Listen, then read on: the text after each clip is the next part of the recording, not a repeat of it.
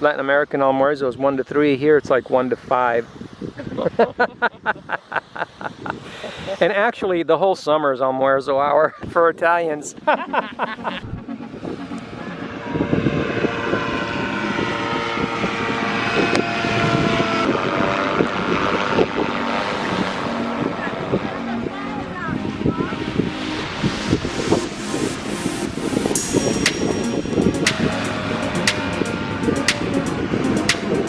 Okay, so we're talking about the pros, and so experiencing a new culture and peoples and the adventure of it.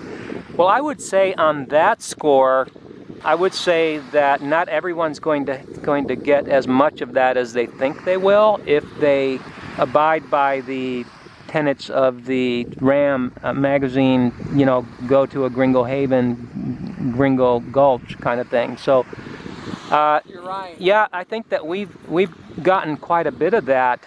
Yeah, we have. Because we haven't done that. Although we love the gringos that we love you guys, you know, but just talking about these pros and cons, clearly it wouldn't be just automatic. It's not automatic because you go somewhere, all of a sudden you're immersed, you know, in this new culture and it's adventurous. It's not really. I mean, for some people it is and some people it isn't. Like for us it is because we literally just did it. We just jumped right in and got immersed ourselves, learned the language and that kind of thing. I would say that yes, for us 100% would be on that pros list, would be immersing yourself in the culture and the adventure of it, right? Just the challenge. Yeah, that would be the #1 pros of why you would want to go abroad. You don't go abroad because somebody tells you it's cheap. You know, it's like you go there and all of a sudden you've got this challenge of trying to communicate with somebody, you know, and you're trying to communicate and you're trying to get on with your day. And so just having that interaction with a foreign person in a positive way is part of the adventure. Okay. This is not a restaurant. It's not a restaurant review. This is the home of Jose Vargas. We're here in Salinas Point. And Concito. We met Jose on the bus, and he's been kind enough to be our guide today. And he invited us to his home. We enjoyed some excellent hospitality here with some homemade, traditional Ecuadorian food. This fish is carita, with seco de pollo, chicken, rice, and fried plantain, patacones. Muy bien. Muy bien, muchas gracias. His aunt cooked it. She's an excellent cook.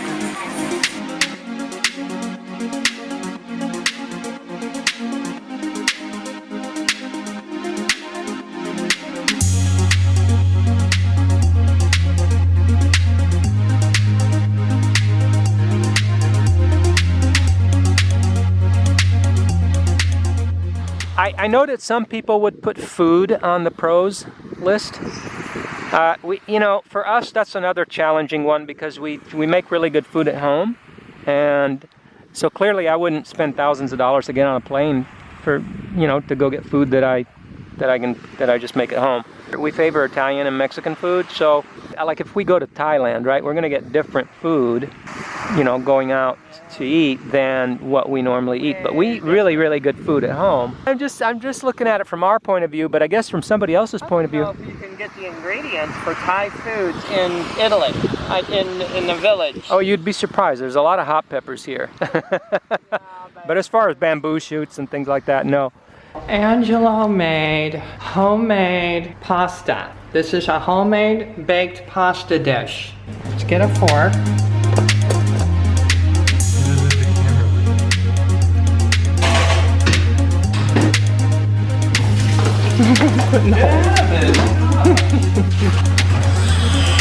Oops.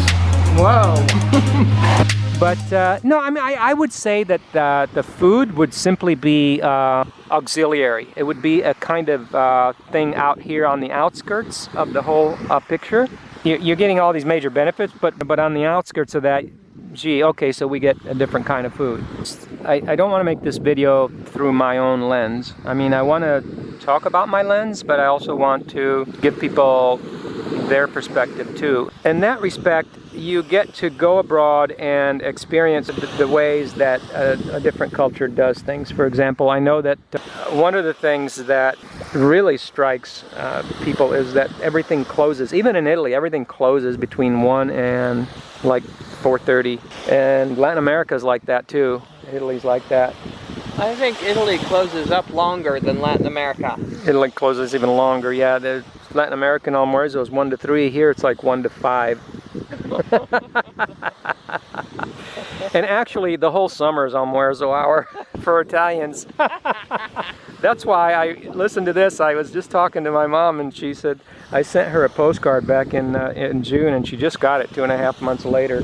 And she's telling me all along, what is this? What's going on? I always get my mail from Italy. There's no problem with Italian mail. And I'm going, well, I don't know what you mean, you know. And so, yeah, she just got it 2.5 months ago. I mean, from when I sent it 2.5 months ago, she just got it. People come for the wrong reason, and they think they're a pro, but it's not a pro, because in the end, it's a con. Okay, so there's a dichotomy going on, a kind of smoke and mirrors deal going on where people perceive something to be the pros of going abroad. Because they think it's cheaper. And because they follow, again, a prescribed way of thinking that is being sold to them by institutions, let's just say. They think it's better.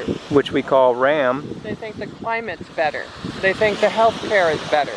They think it's prettier. They think the grass is greener on the other side. Grass is greener. I mean, this ocean is so beautiful. This has got to be the most beautiful ocean in the world today, because I'm here. Right. But when I'm in Myrtle Beach, that's the most beautiful ocean in the, Myrtle Beach, South Carolina. That's the most beautiful beach I've ever been to. At the day that I'm there. So here's another pro. Is a pro living on less?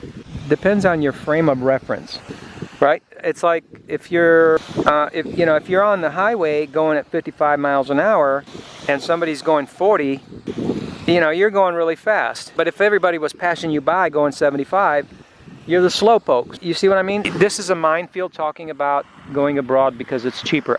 When you know what we know, you know that it's not true, because you've got... it can be, but... It can be if you... Usually for most people. If you have a different frame of reference and if you know something, okay? And it's not just knowing. Somebody brought that up and said, well, it's implementing. Well, if you know how to implement, then you're good to go.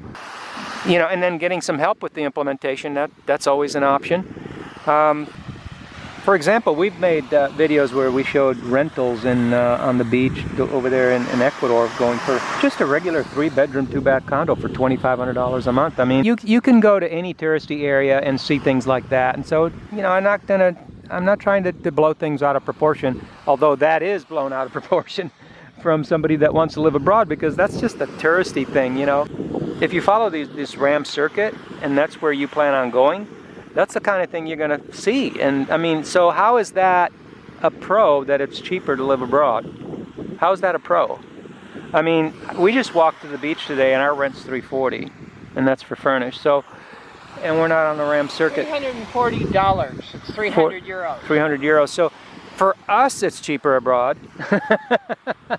But unfortunately, there's a lot of people that think it's going to be cheaper abroad. And cheaper is one of those relative words. I mean, cheaper for who, right? I mean, yeah, if you're in California or Florida or something like that, or just about anywhere on the coast, really.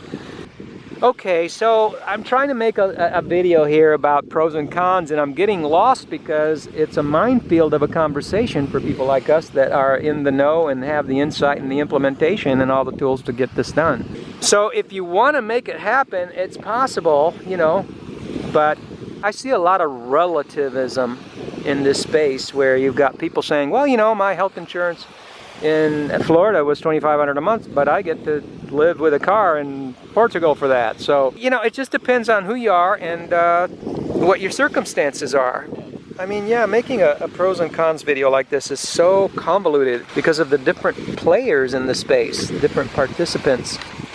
Cheap or expensive is relative, and if you're playing the comparison game, staying home or going abroad is the pros and cons of going to a country and a city and being the people, the crowd that spends, you know, that lives on multiples of what the locals are living on. You know that have what? more. I think the wage in Portugal is less than even Ecuador. Well, somebody said it's for a good job. A bad job would be 600 euros a month, but a good job would be 800 to 1,000 euros. More in Ecuador. Euros. So I would say that if a good job is 800 to 1,000 euros a month, that's probably going to be lower middle class, you know, or maybe even middle class, if that's considered a good job. But of course, you have to talk to the person to see why he thinks that's a good job. And so, pros and cons of living abroad. Is it really a pro to be able to play the comparison game? You know, so is it really cheaper? Yes, it's cheaper. It can be cheaper, depending on who you are and they're playing the relativism game. But again, it's not an absolute discussion. So what is the sustainable model to this pro and con and this pro side of it's cheaper abroad? We experience and we live that the sustainable model is to make it cheaper because you live on a local level pricing structure. And that way it would avoid all of the problems. Now, would it bring up any other problems? Well, we don't know. We haven't seen it. We haven't seen any other problems. Yeah. Pros and cons of moving abroad. Well, the pros and cons of moving abroad, yeah, people's behavior is pretty predictable. People want to get out of cold weather. They want to go to somewhere tropical. Wanting something you don't have, eternal summer or eternal spring. The other side of that coin, though, is that things are much more appreciated when you don't have them all the time. When you first get what you didn't have, it seems really amazing. But after a period of time, things kind of get run-of-the-mill, and it's just the same old. And I would say that a lot of the pros and cons of going abroad are like that. The other one would be for financial reasons, to be able to live a better lifestyle, upgrade your standard of living, what have you, in your retirement pension. Well, there's options there too. So you can go abroad, and from our point of view, where we're coming from, it's definitely very reasonably priced. And I like the flexibility that we have because of the way we do things and the way that we have systems in place where we scout these deals and these bargains, and therefore we're just renting, so we never really have to buy a property. And that means if we tire of a place, we can easily just go rent somewhere else. And it's actually kind of exciting to be able to have that flexibility and that freedom to be able to rent. The opposite side of that coin is going abroad to where everybody else goes and having to fight off, or rather compete with, big city folk and their big money for rents. And that's just not freedom to me. You know, there's a certain amount of freedom to me to be able to justify a really small figure for your rent and be able to have the flexibility of renting. We can sit here and rent for such a pittance that it doesn't even make sense to buy anything, right? So that's right there. Exactly. It's just, and it's what you don't have when you go abroad where everybody else goes, where people rationalize their rents because they're lower than in the States. Let's talk about the Gringo enclaves, since we're on the subject of renting. Isn't that a pro? I mean, a lot of expats think living in the Gringo enclaves are pros. Being able to be in a different culture, in a different city, in a different place without having to learn the language seems like a pro of going abroad. And superficially, it is a pro. But the other side of that coin is that it keeps you grounded in that spot where it forces you to not have the availability of the other options that are available to you. Along this line of thinking that you're moving lock, stock, and barrel, you're bringing all your stuff, and this is the place you're going to park it because that's where you're retiring.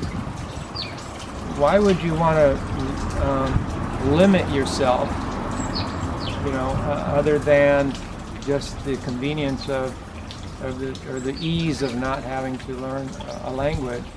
Why would you limit yourself that way, though? Okay, well, what else do we have to say about the pros and cons of going abroad?